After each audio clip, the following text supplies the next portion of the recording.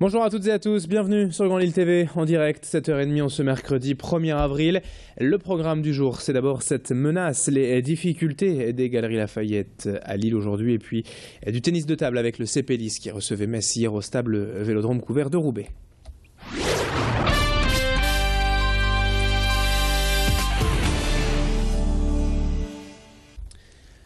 Mais avant toute chose, un mot de la météo ce matin d'abord. Si le vent s'est nettement calmé depuis hier après-midi, heureusement, le temps sera tout de même très changeant aujourd'hui avec quelques risques de précipitations cet après-midi. Un peu de soleil tout de même par moment, mais il fera en tout cas un peu plus frais ce mercredi, notamment à cause du vent orienté nord-ouest. Les températures maximales aujourd'hui de 9 à 10 degrés dans la région. Le point complet météo, c'est bien sûr juste après ce journal. Et l'information à la une ce matin, je vous le disais en titre, c'est donc cette menace qui pèse sur les Galeries Lafayette. On savait le grand magasin du centre de Lille en difficulté, notamment à cause d'un loyer trop élevé, d'un chiffre d'affaires insuffisant. La direction nationale a même reconnu hier que l'enseigne n'a jamais été rentable depuis 2007. Hier, un comité central d'entreprise s'est donc réuni pour décider de l'avenir du magasin lillois. Et la marque a confirmé qu'elle allait dénoncer le bail de l'emplacement actuel. Le loyer devenu une charge trop lourde ne permet plus d'absorber ses coûts d'exploitation. En clair, la direction des galeries va tenter de renégocier ce bail, faute de quoi le magasin pourrait quitter la rue de Béthune. Dans un premier temps, on s'orienterait plutôt vers la fermeture d'un des 3 niveaux, le rez-de-chaussée, pour économiser bien sûr les coûts et qui entraînerait cela une réduction des effectifs. Tout cela en tout cas est à suivre. On devrait avoir plus d'infos à ce sujet d'ici les prochaines semaines. L'actualité commerciale toujours avec ces autres images plus heureuses tout de même. On évoque ici l'ouverture d'une nouvelle boutique ce mercredi à Lille. Une enseigne entièrement dédiée à l'alimentation végétarienne et végétalienne et tous les produits du courant vegan.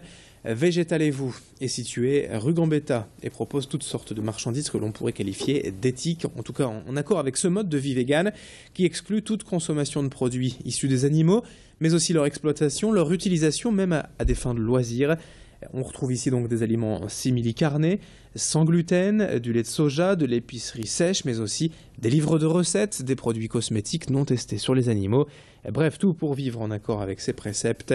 Xavier Silly est allé rencontrer une des 2 co-gérantes de cette nouvelle boutique qui nous présente justement la rareté de certains de ces produits. Nous, quand on allait se fournir en produits végétariens, c'était plus sur Paris ou sur la Belgique, mais c'est vrai qu'on ne trouvait pas énormément, à la frontière on ne trouve pas tout ce qu'on veut, c'est plutôt des simili-carnés, mais sinon on ne trouve pas tout ce qui est vitamine B12, c'est vraiment difficile à trouver. Donc on a voulu vraiment offrir un magasin végétarien pour permettre aux gens de trouver les produits qu'ils aiment et essayer de faire des prix à peu près raisonnables en fait par rapport à la concurrence internet. Tout n'est pas vegan, mais par contre la majorité, donc comme je vous disais, c'est vraiment pour aider les gens qui sont en transition en fait, mais on va vraiment basculer au 100% vegan par la suite en fait. 7h33 en direct et dans le reste de cette édition, cette innovation signée des équipes ERDF à Lambersart, une cabine mobile basse tension qui permet aux agents d'intervenir sur le réseau électrique sans avoir à couper le courant. On a tous ou presque déjà subi ces coupures momentanées. Il faut bien parfois réparer ou remettre à neuf les installations. Et grâce à cette cabine primée récemment au trophée de l'innovation ERDF, ce n'est plus le cas.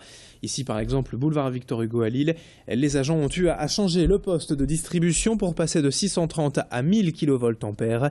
Un investissement de 20 000 € et une opération assez complexe qui peut prendre plusieurs heures. Mais cette fois, aucun désagrément pour les riverains qui ne se sont donc rendus compte de rien. Explication complémentaire avec cet agent au micro de Rémi Pem et de Fanny Bourdillon. Donc le maître mot de la confection de cette armoire, c'était la sécurité. Donc c'était les premiers critères qu'on a demandé aux constructeurs de respecter, c'est-à-dire anti-vandalisme, étanche, IP65, donc étanche, et complètement aucune pièce nue sous tension apparente. Elle a été validée par le comité d'hygiène de sécurité de notre entreprise pour assurer la sécurité des intervenants, des agents et des tiers sur la voie publique. Cet appel à témoins également lancé par la police après cet accident en mortel survenu dimanche soir 22h40 à LM. Une petite voiturette sans permis a été percutée par une Citroën C3 blanche de société et les 3 personnes qui étaient à bord de cette Citroën C3 ont pris la fuite, abandonnant en là leur véhicule. Une dame âgée d'une 50aine d'années est morte des suites de ses blessures. Elle était donc à bord de cette voiturette 03 62 59 83 91. 91 si vous avez des informations à propos de cet accident. Quelques images de sport également pour terminer ce journal avec l'événement hier soir au Vélodrome couvert de Roubaix. Un match de tennis de table féminin est devant plus de 1400 personnes. Le CP Lille Métropole, deuxième actuellement au classement de la Pro A et champion de France en titre, recevait Metz, l'actuel leader du championnat. Un match comme une passation de pouvoir car les Lorraines n'ont pas fait de détails hier en gâchant quelque peu la fête. Défaite 4-0 en effet pour les Lissoises, mais c'est tout simplement le plus fort qui a gagné hier. Le CP va donc céder son titre de champion de France. Cette soirée, tout de même réussie dans l'ensemble, prouve que le tennis de table féminin peut fédérer et réunir des centaines de personnes lors d'événements en ponctuel. C'est de bon augure pour la saison prochaine où le club de Lys-les-Lannoy retrouvera la Coupe d'Europe.